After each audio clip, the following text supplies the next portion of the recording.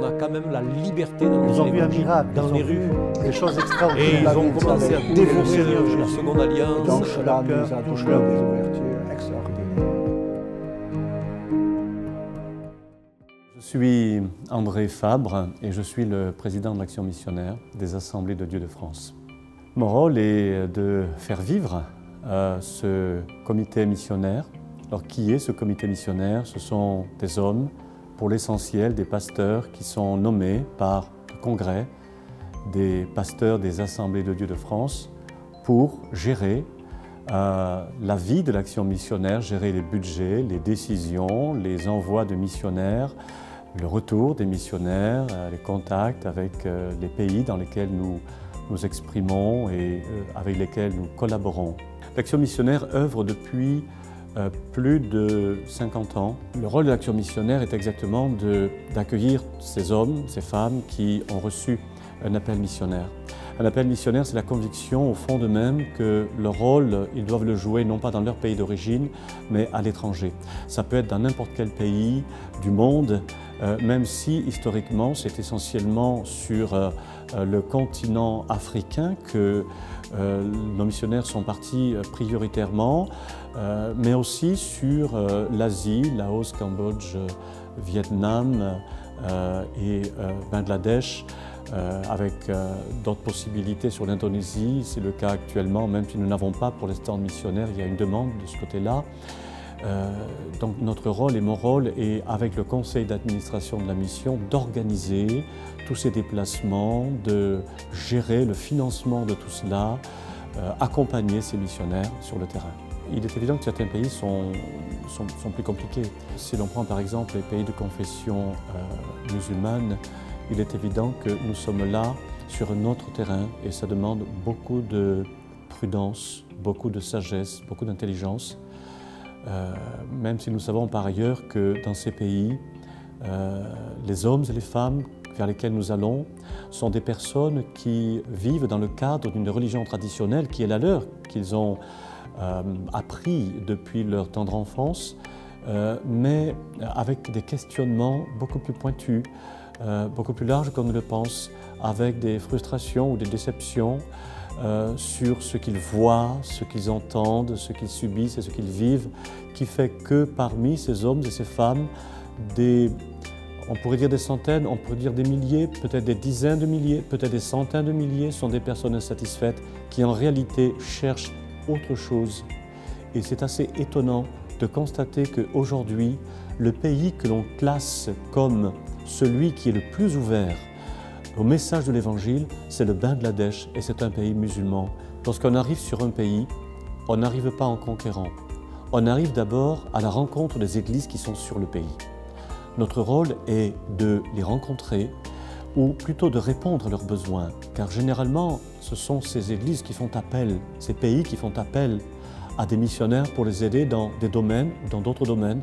Ça peut être l'éducation des enfants, ça peut être tout ce qui est du domaine de la santé, tout ce qui est du domaine de la formation des pasteurs, des évangélistes, de l'édification de l'Église. Donc nous arrivons auprès d'eux et nous avons avec eux un partenariat qui est signé, qui est organisé et nous allons entrer pour travailler à leur côté avec leur regard, en cherchant à comprendre leurs besoins, leurs sensibilités et nous rendre réellement efficients, efficaces dans ce que nous pouvons leur proposer.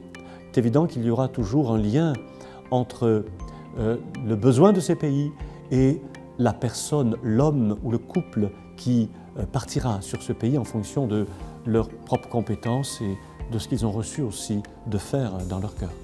Tous les champs sur lesquels nous envoyons des missionnaires sont des champs qui sont très différents les uns des autres.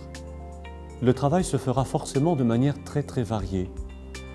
Ce sera parfois un travail qui se fera de manière totalement clandestine, ce qui signifie que ce sera un travail délicat, dangereux, mais aussi un travail qui va épauler, former, aider, soutenir des pasteurs qui souffrent d'une absence de liberté dans le pays où ils travaillent.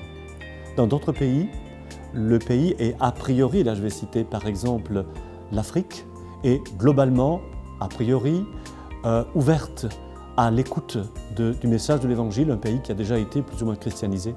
Et là, nous allons pouvoir travailler dans des domaines sociaux notamment, beaucoup plus facilement, avec généralement le concours des autorités, avec l'appui des églises locales. Et là, on va pouvoir travailler dans tous les domaines où le besoin se fait sentir, jusqu'à l'éducation. On va pouvoir travailler dans le domaine de la santé, dans le domaine de la production agricole, de la réforme, dans la manière de produire et de répondre aux besoins du village. On va pouvoir travailler dans l'alphabétisation, dans la linguistique, la mise sur pied d'un vocabulaire, d'une grammaire pour une langue qui n'est que parlée, puis l'alphabétisation des peuples à lire cette langue qu'ils parlent, qu'ils ont besoin aussi de lire. Le travail sera très large. On va tout faire pour envoyer aussi des missionnaires qui sont des pasteurs, mais possiblement des missionnaires qui sont des spécialistes, que ce soit dans le domaine de la santé ou de l'hydraulique, par exemple, en fonction, là aussi, des situations. Lorsqu'un pasteur part sur le champ missionnaire, il formalise un projet. Généralement, donc, il répond à un besoin qui a été clairement identifié. Ce besoin sera, par exemple, de former des évangélistes.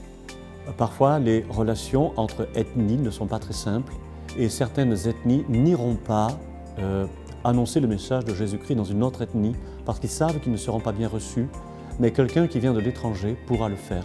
Le pasteur français aura donc là une marge de manœuvre plus importante. Il va pouvoir donc aider ces ethnies à travailler ensemble. Il va pouvoir les amener avec lui des jeunes pasteurs en formation qui vont apprendre cela avec lui et dominer leurs craintes des autres ethnies. C'est un aspect très particulier mais très concret du travail. Il y a donc l'évangélisation. Ils vont donc former sur le terrain ces jeunes pasteurs à faire de l'évangélisation, à présenter le message à des populations qui n'ont pas de critères, qui n'ont pas de repères pour comprendre ce message qui est tout nouveau pour eux. Donc c'est très pédagogique, ça demande une bonne connaissance de l'ethnie en question. Nous avons récemment vu des ethnies s'ouvrir à l'Évangile, notamment au Niger, au Sénégal, où des dizaines et des dizaines de villages se sont ouverts et ont accueilli avec beaucoup de joie les pasteurs, les missionnaires qui venaient pour leur apporter le message de Jésus-Christ. Et cela a été étonnant parce que ces hommes, ces femmes, avec un cœur très très ouvert, ont vu se manifester dans leur vie des choses étranges comme par exemple des guérisons, toutes sortes de libérations intérieures, de peurs ancestrales, un peuple qui se libère, qui s'ouvre, qui se détend et qui découvre que la foi c'est tout autre chose que la contrainte religieuse ou la contrainte traditionnelle. Et là on arrive parfois avec des dizaines de milliers de personnes qui ouvrent leur cœur au message de Jésus-Christ. Alors comment est financée l'action missionnaire? L'action missionnaire est financée grâce à la générosité de toutes les églises depuis plus de 50 ans. Les croyants ont à cœur la mission, car il y a un ordre de Jésus à envoyer des hommes, des femmes par le monde entier pour annoncer le message de l'Évangile. Et cela a un coût, bien entendu. Depuis toutes ces années, l'action missionnaire reçoit les dons donc, des croyants, des églises. Cet argent est géré convenablement. C'est de l'argent qui a de la valeur à nos yeux, qui est précieux, d'une part parce qu'il est le fruit du don d'hommes et de femmes convaincus, et d'autre part parce qu'il va être utilisé pour le bien, le bénéfice de milliers d'hommes et de femmes à l'étranger.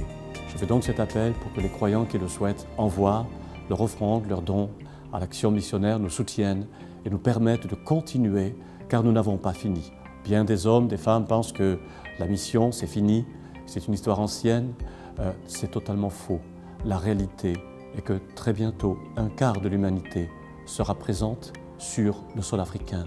Le défi alimentaire, le défi social est énorme, immense.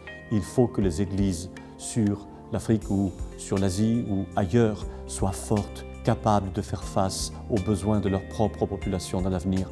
Et nous voulons être présents autant qu'il le faudra pour aider ces églises à s'organiser, à devenir fortes, à s'assumer et à faire face aux défis qui est le leur.